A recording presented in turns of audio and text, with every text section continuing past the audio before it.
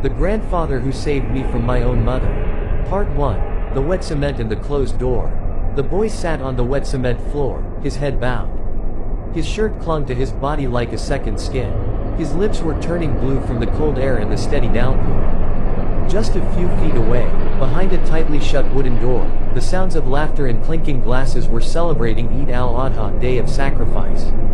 That's when I realized that your own flesh and blood could be treated like trash, even in a house that was supposedly a family home. It was 10:30 a.m. on Eid al-Adha. The rain had been pouring down since dawn and hadn't stopped for a second. The wind carried a chilling dampness from the rice paddies behind the neighborhood.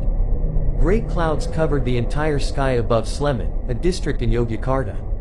The Gria Wijaya neighborhood, a lower middle-class complex for civil servants and small business owners, was quiet as everyone sought shelter indoors. I'm Wirio, a 67-year-old man, a retired elementary school administrative officer. I shouldn't have been here. I should have been sitting peacefully in my family's inherited Joglo traditional Javanese house in Bantul, sipping a warm ginger drink and listening to the takbir call to prayer on my old radio. My wife, Lastri, passed away 6 months ago from a stroke. Since then, I'd been living alone. My only daughter, Lestari, had her own family now. Dion, Lestari's son from her first marriage, was supposed to be happy living with his mother and stepfather. But this morning felt different. There was no invitation from Lestari for Eid al-Adha this year, though there usually was. For some reason, I had felt uneasy since the night before, unable to sleep. Something was pressing on my chest. Something felt wrong, but I couldn't place it. At around 9 a.m., my cell phone rang. A WhatsApp message from Lestari's neighbor, whom I had met during Lastri's funeral gathering. The message was short but made my chest tighten. Mister, I think Dion was sent outside the house this morning. He looks miserable. Then a second message. Mister, Rendra, Lestari's new husband, was shouting loudly a while ago. It was hard to listen to. I immediately got up, changed clothes, and rushed out. I started my old Kijang, a common and classic minivan in Indonesia that had served me for over a decade. Before leaving, I stopped at the closet and grabbed 2 plastic bags. One contained a new leather glove and new sandals that I had bought for Dion's birthday next month. The other contained some of my old Wayang traditional puppet comics collection and his favorite snacks, Kulimport, a sweet coconut mud cake, and Karipik Tempe Tempeh chips. The rain didn't stop the entire drive from Bantul to Sleman. The windshield wipers moved fast, but my vision was blurry. I couldn't tell if it was the rain or the tears welling up in my eyes. I kept muttering to myself, I hope it's nothing. I hope it's just a misunderstanding. But as soon as I arrived in front of Lestari's house around 10:45 a.m., all my hopes shattered. I saw a sight that felt like a blunt knife repeatedly stabbing my heart. Dion was sitting alone on the front porch. He was wearing only a thin gray t-shirt and athletic shorts, barefoot. His body was shivering violently. His hair was plastered to his head from the wetness. His lips were blue from fighting the cold. Next to him was only an empty, crumpled instant noodle plastic bag. No umbrella, no rain jacket, no one checking on him, no one at all. I turned off the car engine, my hands shaking. My breath caught in my throat, emotions churning, anger, sadness, and immense guilt. I wanted to immediately carry Dion to the car, but I held back. I needed to know what was happening. I had to see for myself what my family was doing to my own grandson. I got out of the car, quickly running toward the porch, trying to shield my head with my hand. When I reached Dion, I immediately crouched down and looked at his face. His eyes were blank, devoid of light. Just the cold stare of a child who was too tired to cry anymore. Dion, I whispered softly. How long have you been here? He didn't answer, just shivered. His hands were clenched tightly, his knuckles white. I stood up, walked to the front door, and knocked 3 times. No response. I knocked harder. Still no answer. But from inside, I could clearly hear the TV and laughter. The sounds of people comfortably enjoying the holiday. My chest burned. I knocked on the door even harder until my knuckles hurt, but no one opened it. Finally, with my emotions completely out of control, I kicked the wooden door with all my strength. The door burst open with a loud bang. The hinges groaned, and I walked right in. The atmosphere inside the house was the total opposite of the conditions outside. The dining table was covered with a full holiday feast. Ketupat rice cakes, rendang, beef stew, opor ayam, chicken curry, kering kentang, spicy fried potatoes, sambal goreng ati, spicy liver stew, and even fresh fruit iced in a large bowl. The TV was on, showing a religious sermon about the meaning of sacrifice. The walls were decorated with calligraphy ornaments for Eid al-Adha. Lestari was wearing a light green gamis, long dress, neat and clean. Rendra, her new husband, was wearing a white bahu koko Muslim tunic and a batik sarong. Nisa, Rendra's 10-year-old daughter, was holding a bowl of iced fruit, sitting casually on the sofa. Everyone looked calm, laughing, and enjoying the food. As if nothing was wrong. As if there wasn't a small boy freezing on their doorstep. As soon as they saw me standing in the doorway, everyone froze. Lestari's mouth was still chewing. Rendra slowly put down his spoon. Nisa stared at me with wide, confused eyes. Rendra tried to smile, but his smile was stiff and forced. "Oh, Mr. Wirio, you didn't tell us you were coming." I didn't answer. I just pointed outside with a hand trembling with suppressed rage. "You're eating rendang in here while my grandson is shivering and soaked outside." No one spoke. Lestari looked down at her own plate. Rendra was still trying to maintain his calm expression, but I could see his jaw tightening. Nisa started fidgeting, her eyes glancing at her father. "He made a mistake, sir," Rendra finally said in a flat tone. "We were just teaching him a lesson." "A lesson?" I stepped inside, my voice rising. What kind of lesson makes a child sit soaking wet for hours without shelter? What kind of lesson could kill him from hypothermia? Lestari finally spoke, her voice soft and shaky. "Father, please don't. This is our family business." I stared at her sharply. "Family? You call this family? You let your own son be treated like an animal outside your own house, and you call this family?" Rendra stood up, trying to appear more authoritative. "Mr. Wirio, with all due respect, this is none of your concern. Dion lives in my house, and I am responsible for his education." I laughed bitterly. "Responsible? You call this responsibility? If this is how you discipline a child, you shouldn't be a father at all." The tension in the room intensified. Nisa started to whimper. Lestari stood up, trying to calm things down, but didn't know what to say. Rendra stared at me with a cold look. His jaw was clenched tight. I turned around, went back out to the porch, and immediately hugged Dion. His small body was cold and shaking violently. I took off the jacket I was wearing and wrapped it around him. "Come on, son. We're leaving here." Dion looked at me with teary eyes. "You don't have to talk, Grandpa. We're leaving now." I carried him, despite my old age and aching back, and brought him to the car. I turned on the heater, grabbed a towel from the back seat, and slowly started drying him off. His hands were still trembling, his lips still blue, his eyes staring blankly ahead. "How long were you outside, son?" I asked softly, continuing to dry his hair. "Since 7:30, he answered faintly. "Over 3 hours, Grandpa." My chest constricted. 3 hours. Over 3 hours in the pouring rain, without protection, 3 hours alone, 3 hours without a single person caring. I looked at the house again through the car window. The door had been closed again. No one came out, no one cared whether Dion was safe or not. Inside, they were likely back to eating, laughing, and celebrating the holiday as if nothing had happened.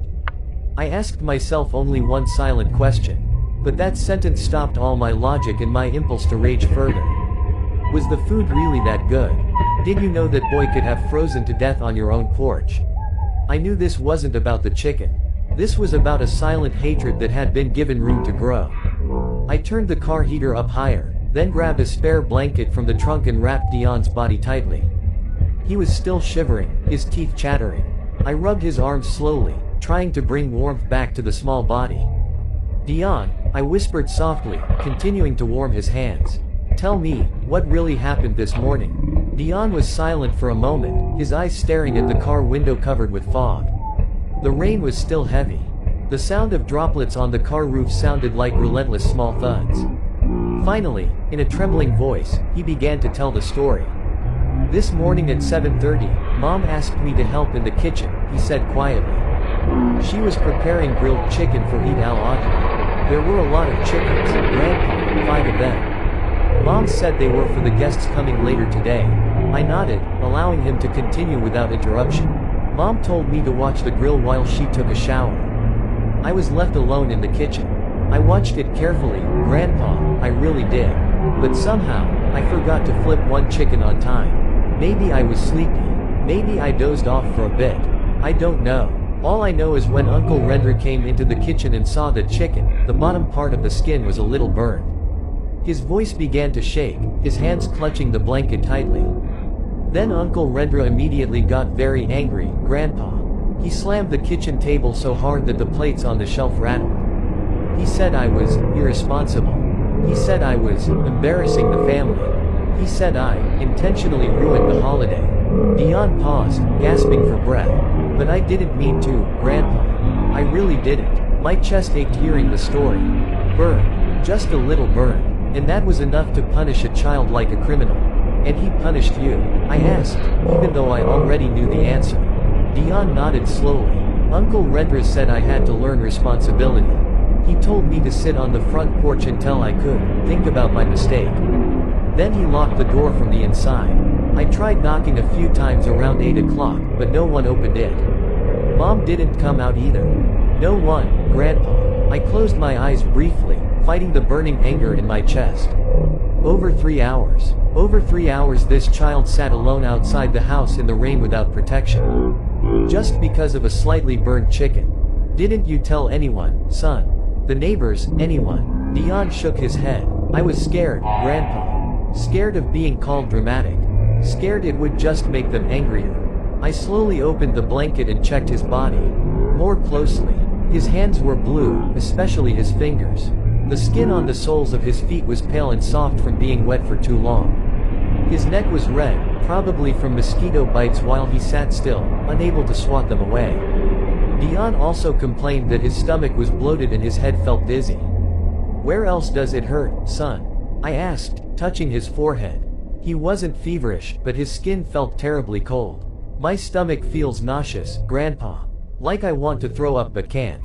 I sighed heavily. This wasn't just about physical punishment, this was bordering on abuse.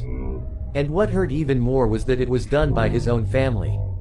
But something kept bothering me. This wasn't the first time, was it? I began to dig deeper. Dion, I said softly, looking into his eyes. Is this the first time Uncle Rendra has punished you like this? Dion was silent. His eyes avoided mine. I knew he was hiding something. Be honest with Grandpa, son. This isn't the first time, is it? Finally, in a voice that was barely a whisper, Dion began to reveal everything. No, Grandpa. It's been often. My chest felt like it was being squeezed hard. Often. How often? Once I was made to sleep in the water-gallon storage room because I forgot to sweep. The room was narrow, Grandpa, dark, full of dust. I slept there until morning. His voice began to shake again. Another time, I wasn't given dinner because I took too long to bring in the laundry. Uncle Rendra said I was wasting the family's time. I felt the world spin. How could I not know all of this? How could I, his grandfather, not realize my own grandson was suffering like this? And the saddest thing for me, Dion continued, tears starting to flow. During Grandma Lastry's funeral gathering, I wasn't allowed to attend. Uncle Rendra said I wasn't worthy to join the extended family events, even though I really wanted to say goodbye to Grandpa. I miss Grandma. I hugged Dion tightly. My body was shaking, not from the cold, but from overwhelming anger and regret. I had failed. I had failed to protect my own grandson. Why didn't you tell Grandpa before, son? I asked in a hoarse voice. Dion wiped his tears with the back of his hand. I was scared of being called dramatic. Besides, Mom always said it was just discipline. Mom said, Uncle Rendra just wants me to be a good kid. I thought maybe I really was the one who was wrong. Maybe I was a bad kid. You are not a bad kid, I said firmly, lifting his chin, forcing him to look me in the eyes. Listen closely. You are not a bad kid. You are a good kid. The ones who are wrong are the people who treat you like this. Dion cried harder. His was not the cry of a spoiled child. It was the cry of a child who had been holding in his pain alone for too long. I let him cry his heart out in my arms. The rain outside was getting heavier. The sky over Sleman was getting darker, even though it was still daytime. The wind gently rocked our old car. After a while, Dion began to calm down. His breathing was still ragged, but his crying had subsided. I took a bottle of mineral water from the dashboard and gave it to Dion. He drank slowly, sip after sip. "Son, is there anything else Grandpa needs to know?" I asked cautiously. Dion hesitated but finally gave a small nod. "Uncle Rendra once said that I was just taking up space on the family card. He said if I didn't obey, I could leave anytime." I felt like I had been slapped hard. Just taking up space on the family card. Those were words spoken to a 15-year-old boy.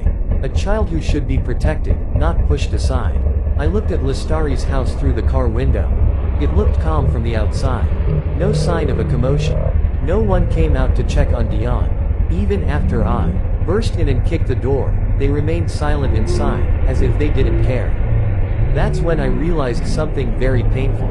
Not a single person in that house truly saw Dion as part of the family.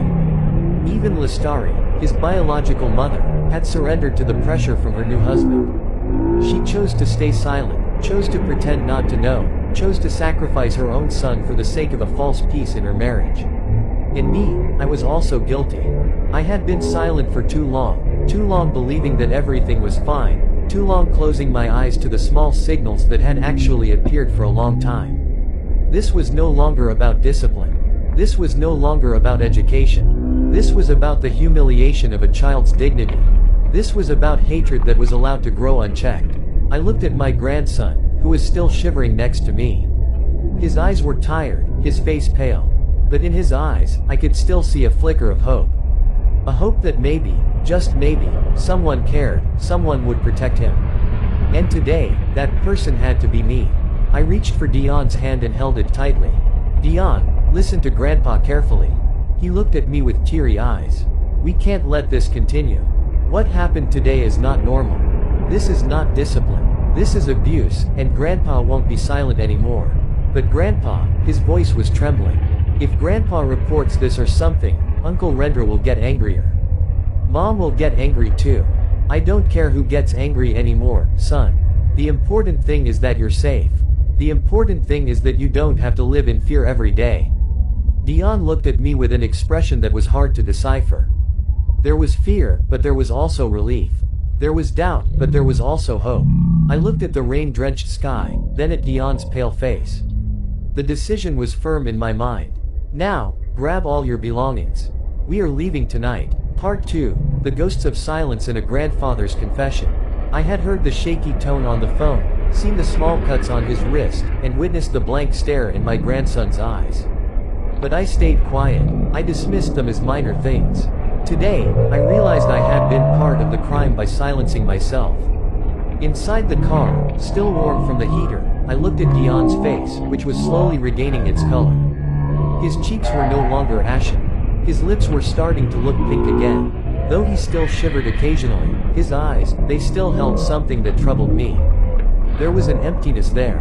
An emptiness born from too much disappointment, too much betrayal, too much neglect. Suddenly, like a door violently swung open by a strong wind, old memories began rushing into my head. Memories I had neatly tucked away in the corner of my mind, dismissing them as unimportant or commonplace. But now, after seeing Dion sitting shivering on his own porch for over 3 hours, all those memories came back clearly and painfully. I remembered New Year's Eve Islamic calendar last year. It was around 10 p.m. I had just finished watching the news and was preparing for bed when my phone rang. Dion's name appeared on the screen. I answered, slightly surprised because he never called that late. "Hello, son?" I asked. There was a long pause on the other end.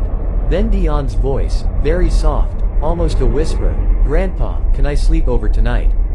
His tone was strange, there was a tremor there. Something was wrong, but stupidly, I missed the signal. "Why so late, son? It's already dark and raining. Just come over tomorrow if you want to play. Get some rest at home now."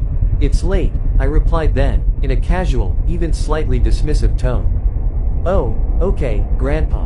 Sorry to bother you," Dion said softly. Then the line disconnected. I never asked again. After that, never called back to make sure he was alright. I thought he just wanted to visit his grandpa, like other kids who enjoy visiting relatives. I didn't know, or more accurately, didn't want to know. That night, he might have been looking for shelter. Maybe he had just been harshly scolded. Maybe he needed a hug, needed someone to tell him he wasn't alone. And I turned him away with the trivial excuse of it being late and rainy. The second memory came, Eid al-Fitr 2 years ago. The extended family was gathered at our Joglo house in Bantal. Lestari came with Rendra, Nisa, and Dion. At the time, I saw Dion's right hand was wrapped in a thick white bandage. I asked Lestari what happened. Nothing, Dad. Dion cut himself with a knife while helping cut the watermelon yesterday, Lestari answered with a brief smile. Then she immediately changed the subject. I glanced at Dion standing behind his mother. He just looked down, neither confirming nor adding anything. His eyes were fixed on the floor, his injured hand was hidden behind his body, as if he was ashamed or afraid for anyone to look closely. I didn't ask further. I simply accepted Lestari's explanation. I didn't even check the wound, didn't ask him directly if he was okay. I just nodded and continued chatting with other guests. Now, sitting in this car, I wonder, was that wound really from a watermelon knife, or was it something else? Did Dion deliberately stay silent out of fear, or because he knew there was no point in speaking up? The third, most painful memory, the funeral gathering for my late wife, Lastri, 6 months ago. That day, the house was full of family, neighbors, and old friends. Everyone came to pay their last respects. But one person wasn't present, Dion. I asked Lestari when she arrived without him. Oh, why isn't Dion here? He has chores at home, Dad. He hasn't done the dishes yet, he said. He'll catch up later when he's done, Lestari replied, settling into a chair in the living room. I nodded at the time. I thought maybe he genuinely had something to finish. But Dion never came. Throughout the funeral gathering, from start to finish, he never showed up. No one questioned his absence. Even I, his grandfather, didn't pursue it further. Yet, Dion was very close to his grandmother. Lastri adored Dion. Every time he visited, she always prepared his favorite foods, always hugged him tightly, always asked about school and his dreams. And when Lastri died, Dion wasn't even given the chance to say goodbye, not given the opportunity to pray before his own grandmother's body. Why wasn't I suspicious? Why wasn't I angry then? Why did I accept all those excuses without questioning their truth? Because I wanted to believe that everything was fine. Because I wanted to believe that Lestari, my own daughter, couldn't possibly hurt her son. Because I was too afraid to face the reality that something might be deeply wrong within our family. I closed my eyes for a moment, feeling the immense weight of regret in my chest. I had become a part of this crime by being silent, by not asking, by accepting every excuse given without investigating further. I had let Dion suffer alone. I had been an outsider who was too trusting of the illusion of a dutiful daughter and a harmonious family. Grandpa, why? Dion's voice broke my contemplation. I opened my eyes and looked at him. It's nothing, son. Grandpa just regrets. Regrets what? Regrets not realizing sooner. Regrets not coming to help you sooner. Dion shook his head softly. It's not Grandpa's fault. Grandpa didn't know anything. That's the problem, son. Grandpa should have known. Grandpa should have been more sensitive. Grandpa shouldn't have been so quick to believe the excuses other people gave. Without asking you directly, Dion fell silent. He looked at his own hands, still wrapped in the blanket. I sighed heavily. Since your mom remarried Uncle Rendra 5 years ago, I see now, you never truly laughed in front of me again. When you were little, you were a cheerful child. Always running around in Grandpa's yard. Always telling long stories about school, about your friends, about your dreams. But now you're always quiet, always looking down, always giving short answers. I thought it was because you were getting older, a teenager, so it was normal to be quieter. But that wasn't the reason, was it? Dion didn't answer, but his tears started flowing again. I continued, my voice growing heavier. Grandpa was foolish, son. I was too trusting. I thought that as long as your mother was there, you would be safe. But it turns out your own mother doesn't dare to protect you anymore. Mom is scared, Grandpa, Dion whispered softly. I know Mom is scared. Every time Uncle Rendra gets angry, Mom can only be quiet.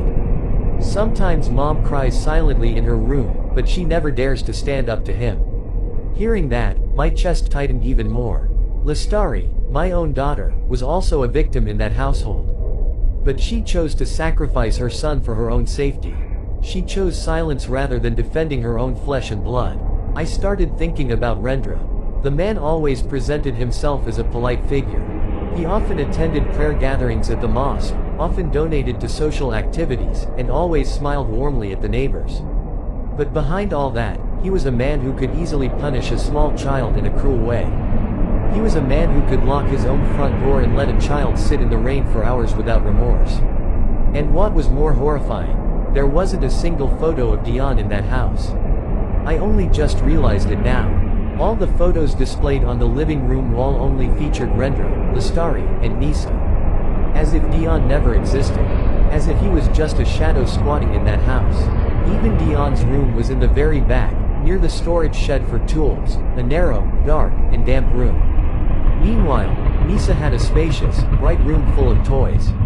I couldn't stand it anymore. I had to confront them. I had to demand an explanation, not just for Dion, but for myself, who had been blind and deaf to my grandson suffering for too long. Dion, you wait here for a moment. Don't get out of the car. Grandpa needs to talk to Uncle Rendra and your mom. What are you going to do, Grandpa? Dion asked anxiously. Grandpa is going to ask for an explanation, and this time, Grandpa won't accept any more empty excuses. I got out of the car, closed the door softly, and walked back to Lestari's house. The rain had subsided a bit, but the ground was still wet and slick. I stood in front of the door I had kicked earlier and knocked loudly. This time, the door was opened. Rendra stood in the doorway with a calm face, too calm. Behind him, Lestari stood with her arms crossed over her chest. Her face was pale. Nisa was nowhere to be seen. She was probably taken to her room. What is it now, Mr. Wirio? Rendra asked in a flat tone. I stepped inside without an invitation, stood in the middle of the living room, and stared at both of them sharply. I want an explanation. The real explanation, not the empty excuses you've been giving me all this time. Lestari looked down, not daring to meet my eyes. Rendra maintained his calm demeanor, even managing a small smile. An explanation about what, sir? About how you treat Dion. About why that boy is never invited to family events. About why there isn't a single photo of him in this house. About why he sleeps in that narrow back room like a storage closet. About why he was allowed to sit in the rain for over 3 hours without you caring. Rendra sighed deeply, as if I were a child who didn't understand anything. Sir, we were just trying to discipline him so he understands boundaries. If he doesn't want to be disciplined, he is free to leave the house. It's as simple as that.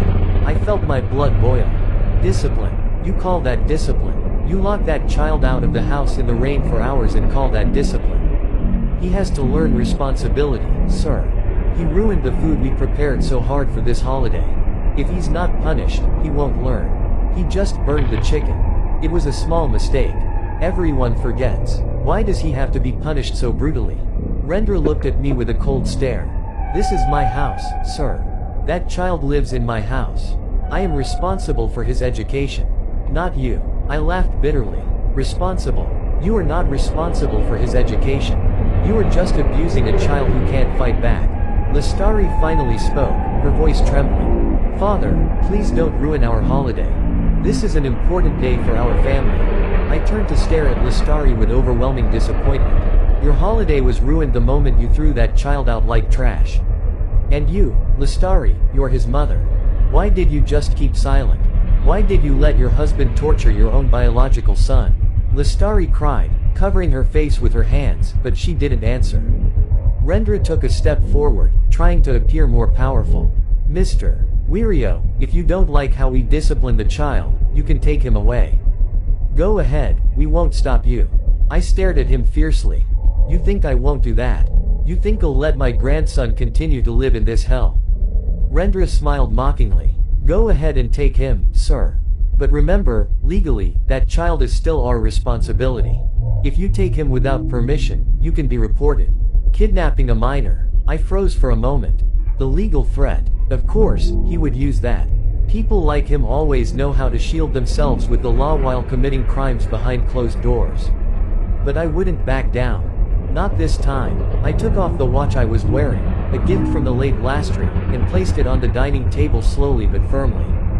I stared at Rendra without blinking. If you think you rule this house, let's see who loses everything first. Sometimes, strength is not measured by a loud voice, but by the courage to stop being silent. That day, I no longer cared who got angry or who got hurt. I only wanted one thing, to save my grandson from the place that was swallowing him alive. Part 3, The Threat and the Truth Revealed. The watch lay on the dining table, nestled between plates still holding remnants of rendang and ketupat. The sound of its ticking was clear amidst the sudden silence that enveloped the room. Rendra glanced at the watch briefly, then returned his challenging gaze to me. His jaw was clenched. Lestari still stood in the corner of the room, wringing the hem of her garments. Her face was wet with continuous tears.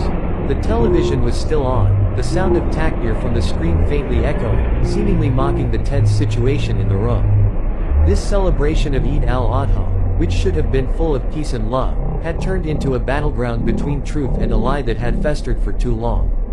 You think we'll be scared by empty threats like that, Mr. Wirio? Rendra finally said. His voice remained outwardly calm, but there was a tone of dismissal in it. I didn't answer. I just stared at him without blinking. I wanted him to know I was serious, that this time, I would not retreat. Whatever happened, I would take Dion out of this house. The silence broke when the sound of the door opening was heard. Dion entered slowly, still wrapped in the blanket from the car. His face was pale, his eyes red, but there was a small resolve in them that made me both proud and worried. Dion, Grandpa told you to wait in the car, I said in a soft but firm tone. I don't want Grandpa to be alone, Dion replied quietly. I was afraid something would happen to you. Rendra let out a small snort, as if amused by the sight. See, sir, this boy likes to seek attention. Left alone for a bit and he gets anxious. I felt a massive surge of anger burning in my chest, but I fought to control it. Now was not the time to explode. I had to think clearly. If you're afraid of him, you'll let him win forever, I told Dion, holding out my hand. Stand behind me now. Dion came to me, standing right behind my back. His hand gripped the edge of my jacket tightly. I could feel his body still trembling, whether from the cold or from fear. Rendra moved forward, attempting to approach Dion. His hand lifted as if to grab Dion's arm. Instinctively, I stepped sideways and harshly swatted his hand away. One more touch, and I will drag you to the police station myself, I said in a low, but threatening voice. Rendra froze, his hand still suspended in the air. His eyes narrowed as he stared at me. I saw surprise there, but also anger starting to surface. Suddenly, a sound of crying came from the direction of the bedroom. Nisa ran out, hurrying to her father, hugging Rendra's waist while sobbing. Daddy, why is Grandpa angry? I'm scared. Lestari immediately went to Nisa, trying to comfort the girl. Nisa, darling, don't cry. It's just a misunderstanding. Misunderstanding. I laughed bitterly. This is not a misunderstanding, Lestari. This is the truth you've been covering up with lies for too long. Father, please don't ruin our holiday. Lestari cried out, her voice close to breaking. Please, Dad, this is an important day for us. I turned to look at her, feeling a profound disappointment. Your holiday was ruined the moment you threw that child out like trash, and you're still talking about the holiday. You're still pretending not to know what you've done to your own biological son. Lestari looked down, unable to answer. Nisa continued to cry in her mother's embrace, not understanding what was truly happening. I sighed deeply, trying to calm myself. I didn't want a child like Nisa to witness this confrontation further. She was innocent, just a child who didn't know anything. But I also couldn't back down. Not after everything I had seen today. I walked toward the center of the living room, where a small altar held a few family photos and Eid decorations. There was a picture of Rendra and Lestari at their wedding. A photo of Nisa on her birthday. A photo of the three of them vacationing at the beach. But there was no photo of Dion. I picked up the largest picture frame, the family photo showing Rendra, Lestari, and Nisa with happy smiles. I looked at the photo for a moment, feeling an enormous ache in my chest. This was concrete proof that Dion was indeed not considered part of this family. He was just a shadow, a burden to be endured.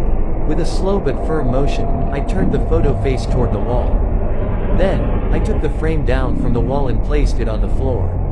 A house that doesn't display the face of its own child doesn't deserve to be called a family home, I said in a calm voice, but every word felt like a physical blow. Rendra looked furious. His face was red, his hands clenched tight. Mr. Wirio, you have gone too far. That is my property. You have no right to. Property. I cut him off quickly. You talk about property, about ownership rights, while you've never considered Dion part of this home. While you treat him worse than a servant. He is not my biological child. He is the son from Listari's first marriage. Why should I treat him the same as my own flesh and blood? Rendra bellowed, finally losing control of his temper. Silence fell over the room again. The words had tumbled out of Rendra's mouth without filter, without remorse. And right there, I knew this man had never seen Dion as family. To him, Dion was only a burden he was forced to carry because he married Listari. I looked at Listari, who now covered her mouth with her hand. Her tears flowed even harder. She did not refute her husband's words. She just stayed silent, and in that silence, she had betrayed her own son. Dion, I said without turning my gaze away from Rendra. Go to your room and take all your important things. We're leaving here. Mr. Wirio, you can't, Rendra began. I can, and I will, I cut him off firmly. You can threaten me with the law. You can report me to the police, but I will not allow my grandson to stay in this hell for another second. Dion released his grip on my jacket and ran toward his room. I could hear his hurried footsteps on the creaking wooden floor. Rendra still stood there, staring at us with a look full of anger and perhaps a touch of fear. He knew he had crossed a line. He knew the words he had just spoken could become evidence in court if I truly reported him. A few minutes later, Dion came down from his room with a small, worn, dark blue backpack. There wasn't much inside, only 2 sets of clothes, an old notebook with a torn cover, and a few Wayang comics given by the late Lastri. That was it. That was all he owned in this house after living here for years. Listari suddenly rushed to Dion. Her hand lifted as if to hug her son. Son, I'm sorry, Mom was just scared. Dion stopped and looked at his mother with a blank stare. There was no hatred there, only profound disappointment. You're always scared, Mom. But you were never scared of losing me. Dion's words were a sharp slap to Listari. She staggered backward, covering her mouth. Her body shook violently. But she did not chase Dion anymore. She just stood there, crying in silence. I grabbed Dion's hand and led him toward the door. Rendra still stood in the living room, watching us with a cold gaze. Go ahead and leave, he said in a tone that tried to sound calm but came across as bitter. But remember, Mr. Wirio, I have rights over this house, and I have rights as a legal guardian. If you take that child without formal permission, I will report you. Kidnapping a minor. You will deal with the law. I stopped at the doorway, turned slightly, and looked at him one last time. You can own this house, but the soul you killed today will never return. We walked out of the house. The rain was still falling. Although not as heavy as before, a cold wind swept across our faces. But this time, it felt different. This time, it didn't feel tortuous. This time, it felt like cleansing. Dion walked beside me, no longer looking down. His head was held high, his steps aligned with mine. I glanced at him and saw a small light returning to his eyes, a tiny spark suggesting that maybe, just maybe, he was starting to believe that someone truly cared about him. We got into the car. I started the engine, turned on the heater, and slowly drove out of Listari's driveway.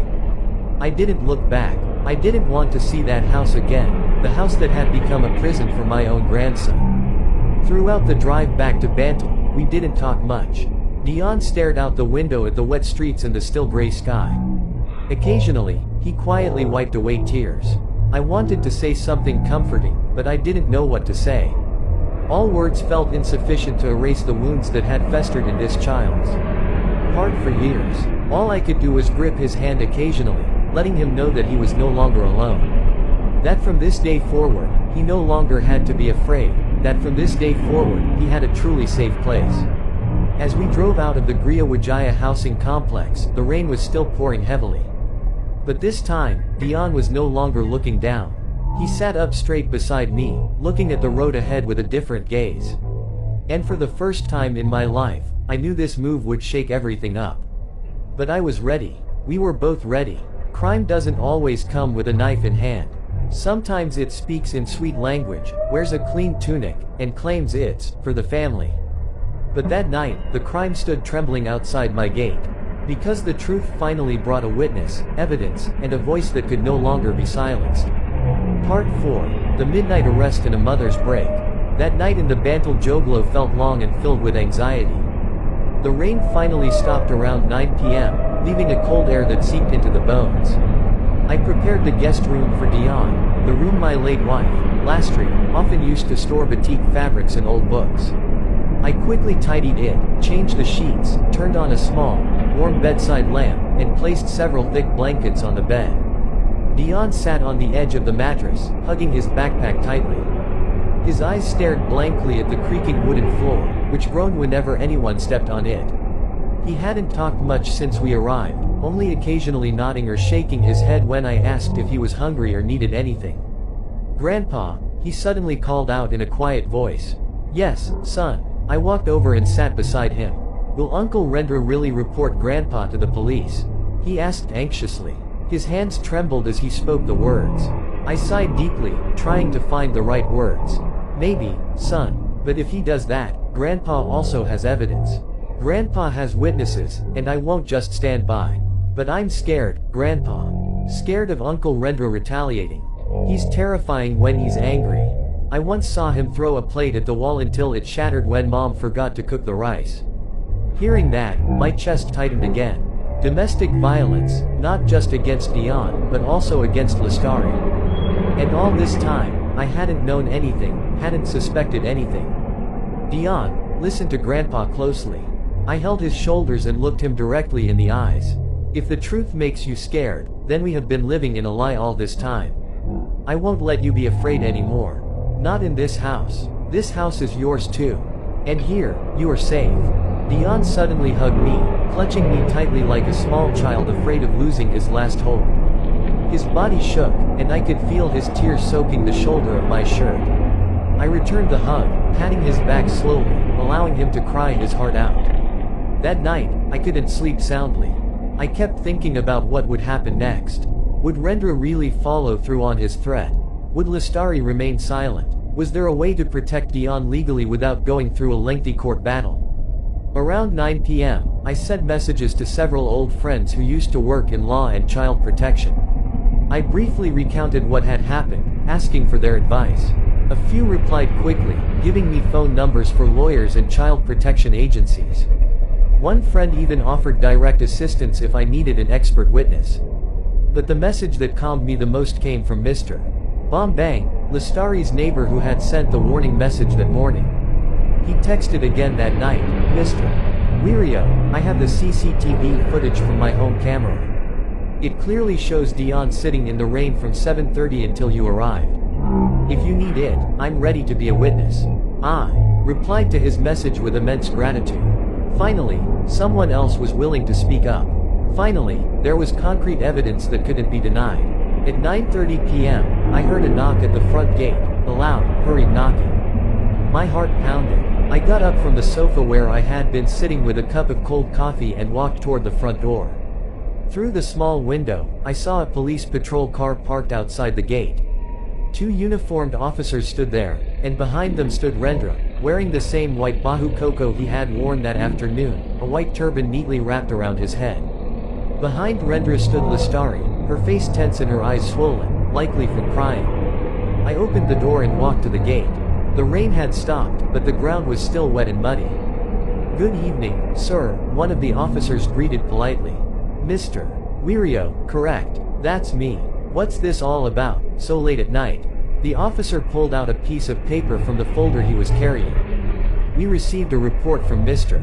Rendra Wijaya regarding the alleged kidnapping of a minor, Dion Prasetya. We are here to investigate." I looked at Rendra, who stood calmly behind the police. His face looked like someone utterly confident in his actions.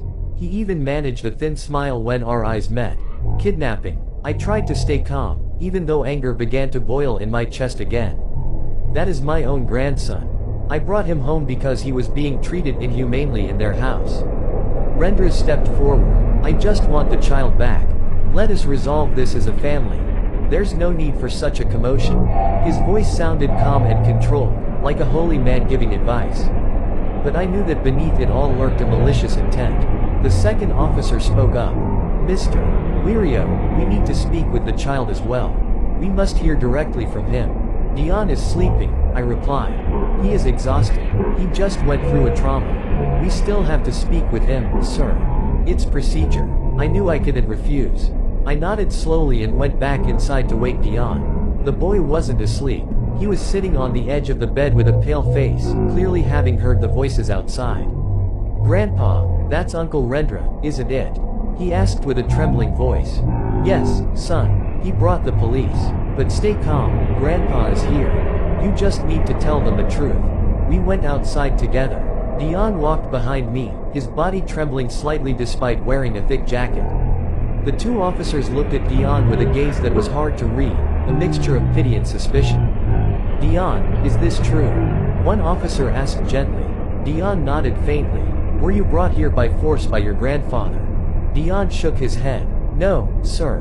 Grandpa saved me. Rendra immediately interjected. Dion, don't be scared.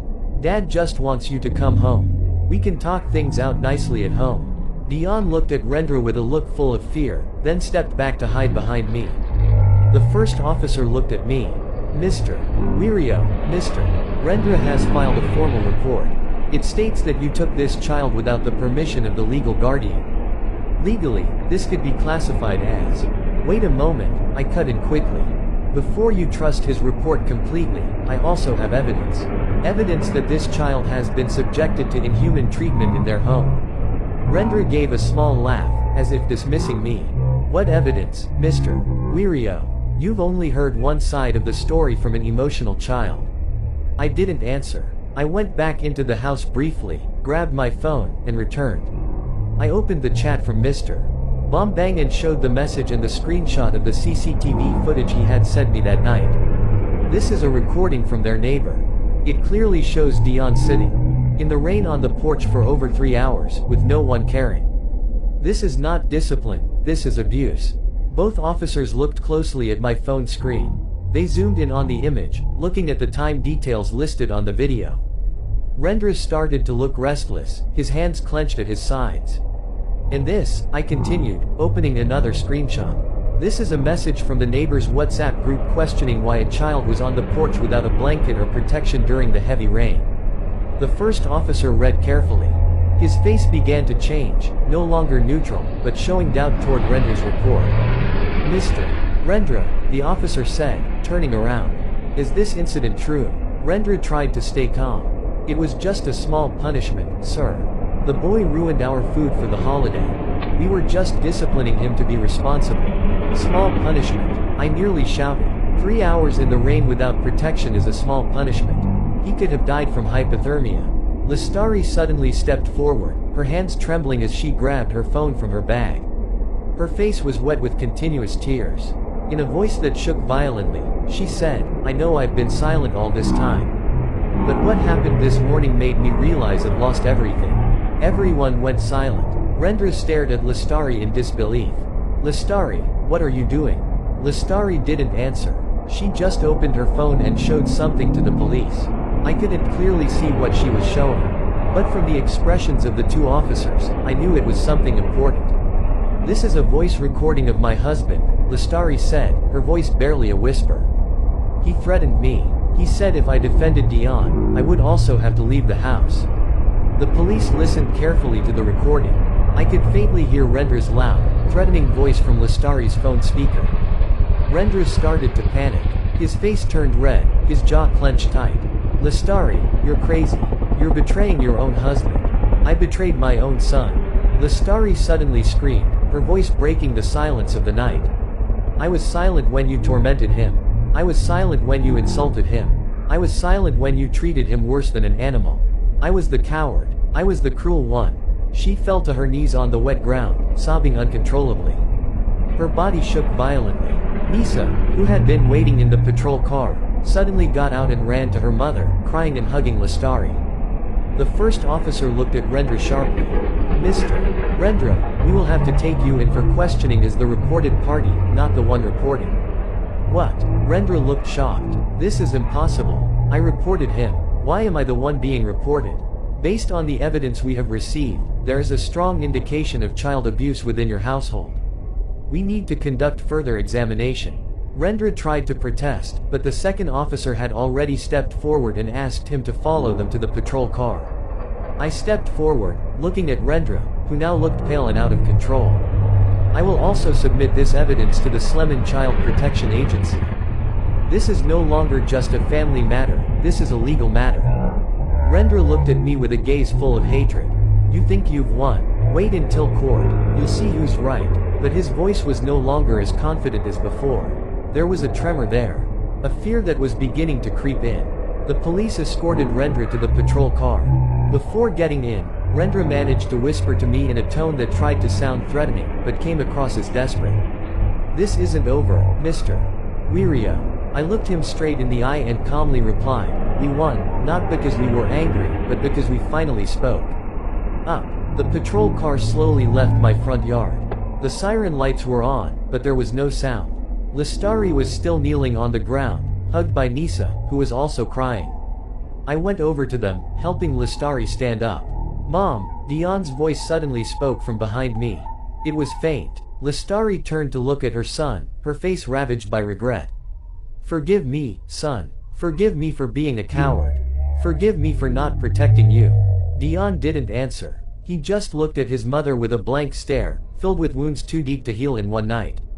I invited Lestari inside briefly to drink some water and calm down. Nisa sat beside her mother, still quietly sobbing. The atmosphere felt heavy, filled with unspoken emotions. The police car disappeared around the corner, and the night felt much quieter. But I knew this battle was not over.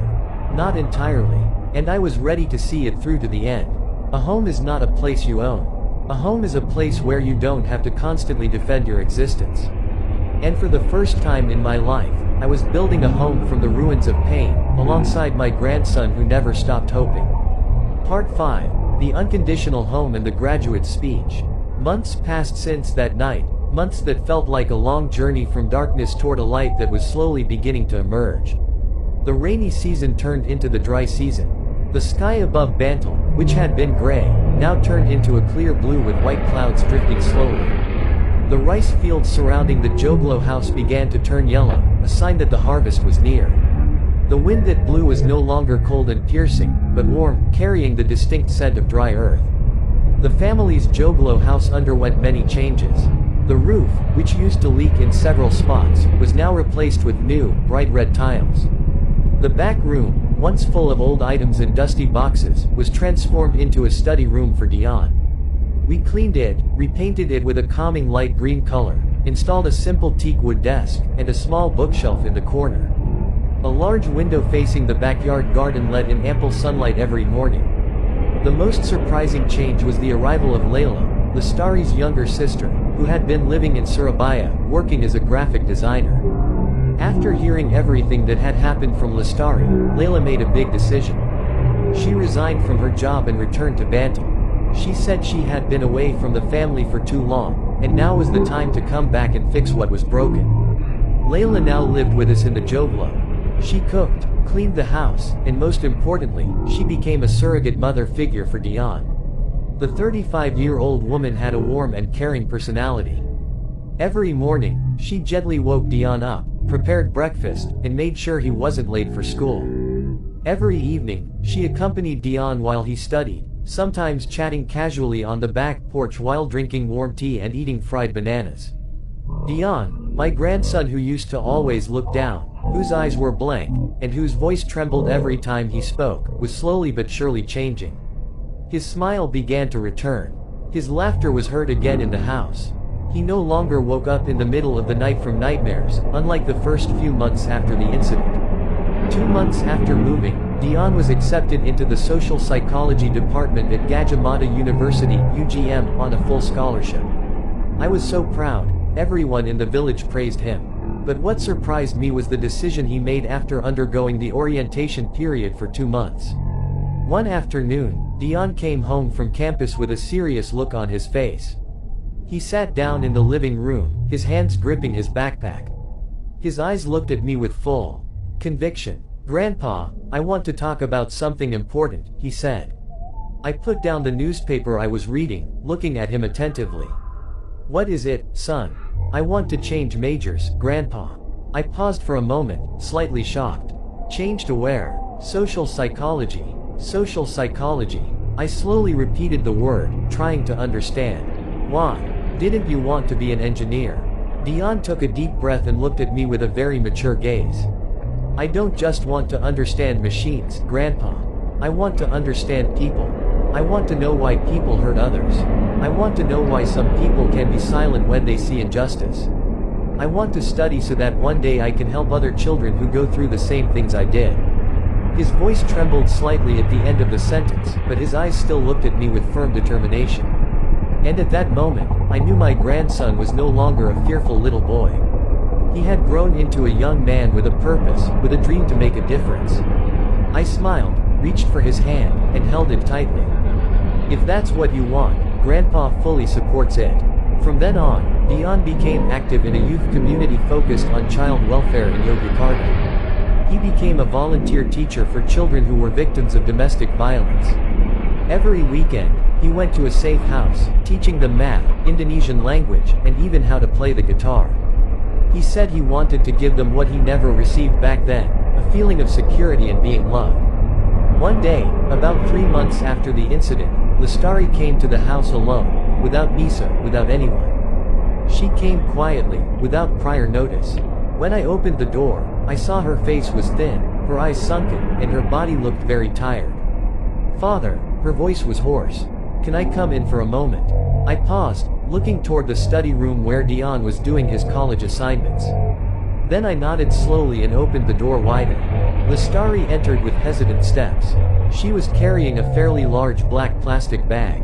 We sat in the living room. The atmosphere felt awkward and heavy. Layla came out of the kitchen, looking at her older sister for a moment with a hard-to-read expression, a mix of anger and pity. Then she returned to the kitchen without saying anything. I'm not asking for forgiveness now, Lestari said quietly, staring at the floor. I know I don't deserve to apologize after everything I did, or rather, everything I didn't do. I didn't answer. I just listened. I just wanted to give you this. She opened the plastic bag.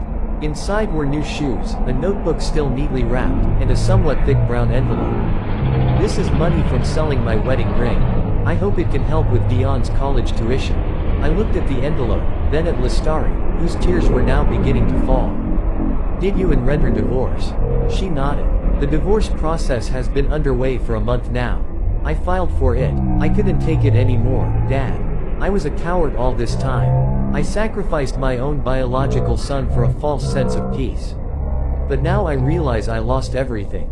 I lost Dion. I lost you, Dad. I lost myself. Her voice shook violently. Her body trembled. She cried silently, covering her face with both hands. I stayed silent for a long time. Part of me wanted to be angry, wanted to tell her how selfish she had been all this time. But another part of me saw a broken woman who finally had the courage to step out of a situation that had held her captive for years.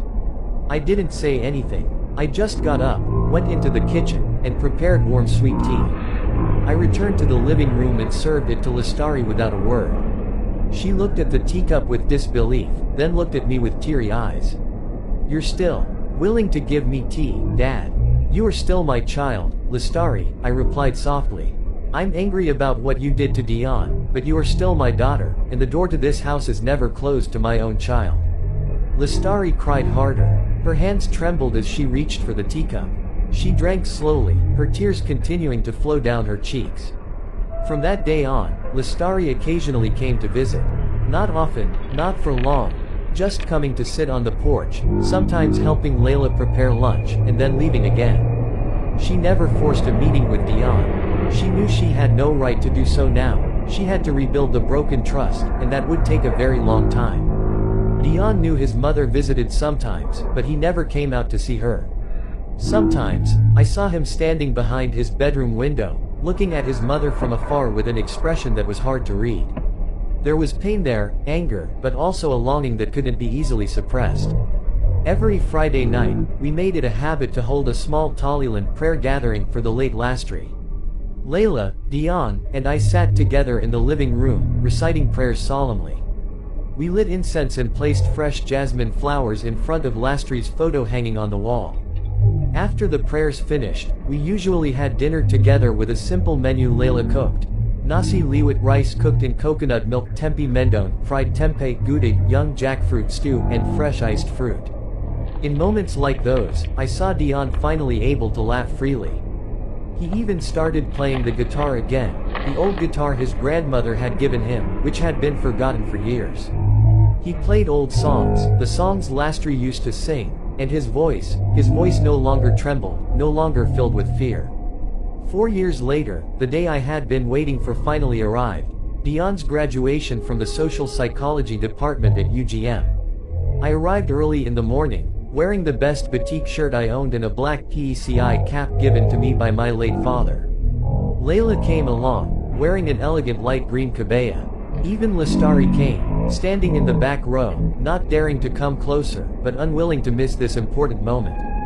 The graduation ceremony proceeded solemnly. Hundreds of students wore black academic gowns with square caps on their heads. One by one, names were called. And when Dion Prasetyo's name was called, I stood up from my seat, clapping as hard as I could. Layla beside me cried tears of joy. Even from a distance, I could see Lastari also clapping while wiping away tears. After the diploma presentation, there was a session where some of the best performing students were given a chance to deliver a short speech. Dion was one of them. He graduated cum laude with a GPA of 3.95. He walked onto the stage with a steady stride, no longer like the little boy who always looked down. He stood in front of the microphone, looking calmly at the hundreds of people before him. Then he began to speak in a clear voice, full of conviction. I stand here today not because I'm smart, not because I'm lucky. I stand here because there was one person who never gave up on calling me family, even when everyone else was silent. There was one person who came on the darkest day of my life, in the relentless rain, and brought me home. Not home to a house, but home to a place where I could finally breathe without fear. His voice trembled slightly, but he kept talking. My grandfather taught me one thing I will never forget: family is not about blood. Family is about who stays when everyone else leaves. Family is about who dares to speak up when others choose silence. The camera panned toward me, sitting in the front row. I bowed my head, smiling faintly, trying to hold back the tears that were already wetting my eyes. Layla squeezed my hand tightly.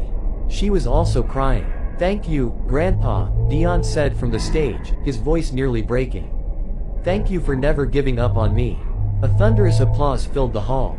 Everyone rose to their feet, giving a standing ovation for the brief but deeply touching speech. I stood up too, looking at my grandson, who had now grown into a strong, compassionate young man. That evening, we celebrated Dion's graduation simply at the Joglo house. Layla cooked many of Dion's favorite foods: soto ayam, chicken soup, tempe mendon, gudeg, and fresh iced fruit. We sat together on the veranda. The night sky was clear, filled with twinkling stars. The wind carried the sound of the evening azan, call to prayer, from the small mosque down the street, melodic and soothing. Dion sat next to me, gazing up at the stars. His face was calm, filled with a peace I had never seen before. Grandpa, he said softly. The rain that day didn't just wash away the pain, it also opened a door. I looked at him and smiled. A door to where, son? A door to a real home. A home where I don't have to prove I deserve to exist. A home where I can be myself without fear of being evicted. A home where there is you, there is Aunt Layla, and there is love that never comes with conditions. I reached for his hand and held it tightly. You are not just my grandson, son. You are my son too. Dion hugged me tightly, so tightly. And in that embrace, I felt all the wounds, all the sadness, all the regrets slowly begin to heal. Not completely, perhaps never completely, but enough for us to move forward with our heads held high. That night, under the clear sky and without any loud noises, our house was finally complete. Not because everything was perfect, not because there were no scars, but because we no longer left anyone outside the door. Because we built a home not from walls and a roof, but from a love that never surrendered, from the courage to speak up when others were silent, and from the conviction that every child, every human being, deserves a place where they can come home without fear of rejection.